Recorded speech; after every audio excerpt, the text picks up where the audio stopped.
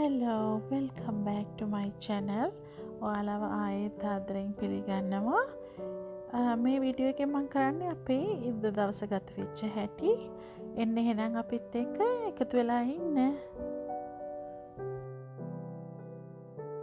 හැම උදේම මම නැගිටට පස්සේ තේ හැම බීලා ඉස්සෙල්ලාම යන්නේ වත්තට. මොකද වත්තේ තියෙන පළතුරු එළවලු ඒව කඩා ගන්න. ගොඩක් වෙලාට මං දිනපතා තියෙන හැමදේම නම් කඩන්නේ නැහැ.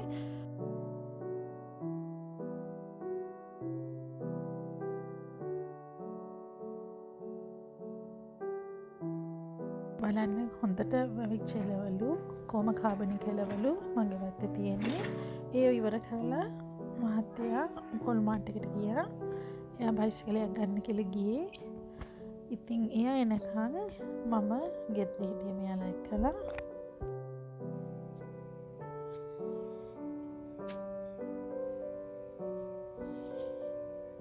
Honey. Where? Blue. Thank you. ඉතින් ඒ සමර එකේ අපේ මහත්තයා මේ බබාලට දාගෙන බයිසිකල යන්න පුළුවන් පොඩි කාට් එකක් කරගෙන ආවා. නමුත් අපි ඒක පාවිච්චි කරේ නෑ ගියේ සමර එකේ. පුතා ගොඩක් පොඩි හින්දා මේ සමර එකේ දැන් මහත්තයා ගිහිල්ලා අද වෝල්මාර්ට් එකෙන් බයිසිකලයක් අරගෙන ආවා. ඉතින් දවල් දවස ගොඩක් බිසි හින්දා මම ටක් ගාලා සිම්පල් දෙයක් තමයි ලන්ච් එකට හැදුවේ. ස්නැක් එක වගේ මේ පෙපර් අරගෙන මිරිස් කරල් චීස් මස් අඹරුපු මස් දාලා පුරවලා බේකන් නතලා බේක් කරවන්න එකේ පොඩි බබාලට නම් වෙනම කෑම හදලා දුන්නා. ඒගොල්ලෝ කන්න ආස. You're welcome, baby. I love you. I love you. Oh, thank you, baby. All right, here you go, baby. Molly, stop licking your finger. චූටි මල්ලි ඉතින් හිටගෙන හෙට දුව මෙහෙට දුව තමයි කන්නේ. කොයි දෙයකට ඉඳගෙන කන්නේ නැහැ. ඉතින් මේ මල්ලි නංගි කරන දේවල් වලින් ගෙදර හැටි දෙනුනහම ලොකු අක්කා තමයි බිමත්තු පතු ගාන්නේ. මොකද බව්වත ඉන්න හින්දා අපි තිස්සෙන් බිමතු ගානවා. හවස් වෙලා මහත්තයා වැඩට යන්න කලින් පැටව දෙන්නව පොඩ්ඩක් එහෙ මෙහෙ එක්කගෙන ගියා. බයියාගේ බයිසිකලේ අලුතෙන් ගෙනාපු මේ ඔන්න ඉතින් දැන් තනකොළ ගොඩෙත් ඉතින් පදිනවා. අරගොල්ලොන් ඒ වගේ දේවල් වලට හරි ආසයි පොඩි දෙන්න දඟ වැඩ වලට. ඉතින් තුන් දෙනාම තාත්තත් එක්ක ගියා බයිසිකල් පදින්න. මම ගෙදර පොඩ්ඩක් හිටියේ නිස්කලංකේ. ඔන්න දැන් බයිසිකල් පැදලා ඉන්නාට පස්සේ තාම සෙල්ලම ඉවර නැහැ පොඩි නංගිගේ. ඉතින් ඒ වස්සේ මම පොඩ්ඩක් යන්තම් මේ කෑම දාන පෑන්ට්‍රි එක ඒක පොඩ්ඩක් අස් කරන්න කියලා බැලුවේ. මොකද මේ පහුගිය දවස් ටිකේම වත්තේ වැඩ හින්දා ගෙදර පොඩ්ඩක් පිරිසිදු කරගන්න කරදරයි. ඒ කියන්නේ තිස්සෙම අපි කෑම බීම ගෙනවලා යනුතේ ගෙනල්ලා තියෙන පෑන්ට්‍රි එකේ අපි මොනවද ඒකේ තියෙන්නේ කියලා තිස්සෙම හොයලා බැලෙන්නේ මට. සාමාන්‍යයෙන් සති අග දවසක් තමයි මට ඒව කෙරෙන්නේ. දැන් මේ ඉස්කෝලේ නිමාඩුව දැන් මාස එකමාරක් විතර දුවලා ගෙදර. ඒක නිසා මම වැඩිය විශේෂයෙන් පිරිසිදු කරන දේවල් කරේ නැහැ. ඒ කියන්නේ අපි ඩීටේල් ක්ලීනින් කියලා කරන දේවල් නිතරම අතුපතු ගෑවට පොළව හටිපිකන් ටික හොදගත්තට අර අස්ස මුල්ලු වල ඇදලා සුද්ධ කරන වගේ දේවල් කෙරුන්නේ නැහැ. මොකද මන් තිස්සෙම මේගොල්ලොන්ව උදේට මොනවා හරි ස්විමින් වලට හරි මොනවා හරි වලට එක්කගෙන යනවා. ගිහිල්ලා එපාර හවසට මට සතියේ දවස් 5ම වැඩ කරනවා. ඉතින් ඒ නිසා මට තියෙන ඇත්තටම කාලය මදි. ඉරිදා දවසේ මට හිතුණා හොඳයි කියලා මහත්තයත් ගියේ හින්දා මම ටක් ගාලා මේ වගේ දෙයක් කරගත්තා. අපිට නිකන් හොඳට එළිය වැටලා තිබ්බට දැන් නම් ඉතින් හවස 7:00ටත් කිට්ටු වෙලා දැන් ඒ ටික මම අස්පස් කරනවා. අස් කරන්න බෑ. චූටි පුතා එයාට 2යි දැන් අවුරුදු 2යි. එයාගේ වැඩේම ඉතින් හැමදේම try කරලා බලන මොනවද අම්මා කරන්නේ කියලා. කිව්වට අහන්නේ තිස්සෙම ඇවිල්ලා එයාට ඕන දේවල් තමයි එයා කරන්න හදන්නේ. ලියා දුව මගේ දෙවනි දුව හරි ආසයි ගෙදර වැඩ කරන්න උදව් කරන්න. එයා සිය කැමැත්තෙන් හැම දෙයකටම ඉදිරිපත් වෙනවා. ඊටමත්ම ආදරණීය දරුවෙක්. එදා පටන්ම පුංචි කාලේ පටන් එයා හදන්නේ කාට හරි උදව් කරන්න. ඉතාමත්ම ආදරණීය දරුවෙක් මගේ පොඩි ලියා.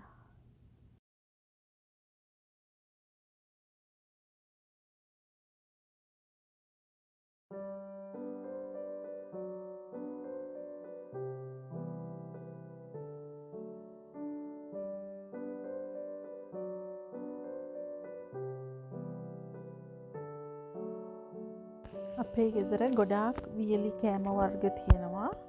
ඒකට හේතුව තමයි ඇමරිකාවේ සමහරක් වෙලාවට නැචරල් ඩිසාස්ටර්, ඒ කියන්නේ සමහරකට හරිකේන් එනවා, සමහරක් වෙලාවට ටොනාඩෝ වෙනවා. ඒ වගේ දේවල් ඇති වුණාම සමහරක් වෙලාවට කාලගුණය අයහපත් කාලගුණය නිසා කඩවල ඉක්මනට වහන දවස් තියෙනවා. ඒ වගේ තියෙන ඒවා හින්දා හදිසියක් වුණොත් කියලා තමයි මම වියලි ආහාර ද්‍රව්‍ය ගෙදර ගෙනල්ලා තියෙන්නේ. දැන් මම ඒ වගේම මම කඩේකට ගියාම මම ග්‍රොසරි shopping වලට ගියාම ගොඩක් ඩිස්කවුන්ට් වගේ දාලා තිබ්බ වෙලාවට මම වැඩිපුර ඒවා දේවල් ගේනවා. මොකද නරක වෙන්නේ නැත්නම් කාලේ ඉක්ුත් වෙන්නේ නැත්නම් මම ගෙනල්ලා තියාගන්න. මොකද තිස්සේම දරුවෝ තුන්දෙනා එක්කලා ග්‍රොසරි shopping යන එක කරදරයි. මොකද ලොකු දුවගෙන් නම් ප්‍රශ්නයක් නැහැ. පොඩි පුතා තමයි කරදරේ ගියාම එක්කෙනෙක්ව ගෙදර දාලා යන්න බැරි හින්දා තුන්දෙනාම එක්කගෙන යනවා. යන හැමතැනම මම ඉතින් ඒක නිසා යම් දෙයක් අඩු මුදලකට තිබ්බොත් මම කරන්නේ ගෙදර ගෙනල්ලා තියාගන්නවා වැඩිපුර. මෙතන මගේ ලොකු දුව කන්න ආසම සීරියල් එක. එයා මං හිතන්නේ දන්නේ නැතුව බොක්ස් දෙකක් එකපාරට ඇරලා එහෙම වෙනවා. මොකද ගොඩාක් එක වගේ කෑම තිබ්බහම ඒ වගේම හරියට ගන්න බැරිව තිබ්බහම එයා ඉතින් එච්චර උස නැහැ තාම.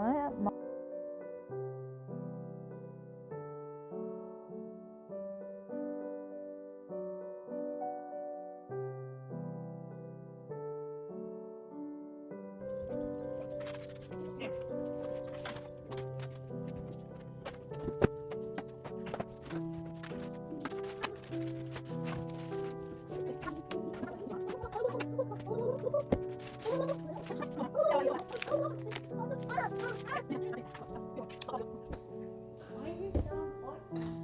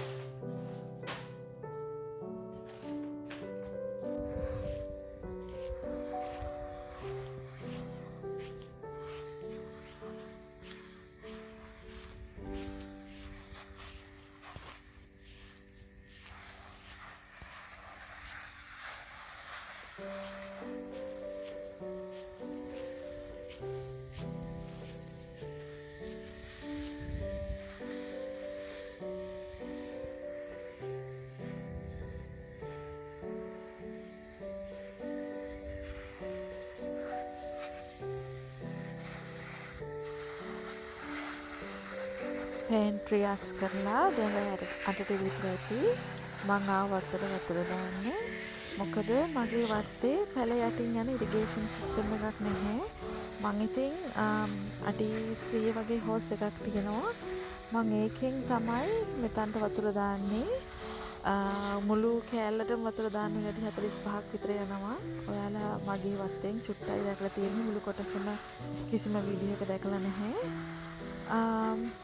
මම වෙන දවසක ඒක කරන්නම්. විශේෂයෙන්ම තව මාස දෙකකින් විතර මේක ලොක්කෝ මැරිලා ගියාම ඔයාලට පෙනේවි කොච්චර විශාල කොටසක මම වගා කරනවද කියලා. මට මිරිස් පැල 125ක් 30ක් විතර තියෙනවා.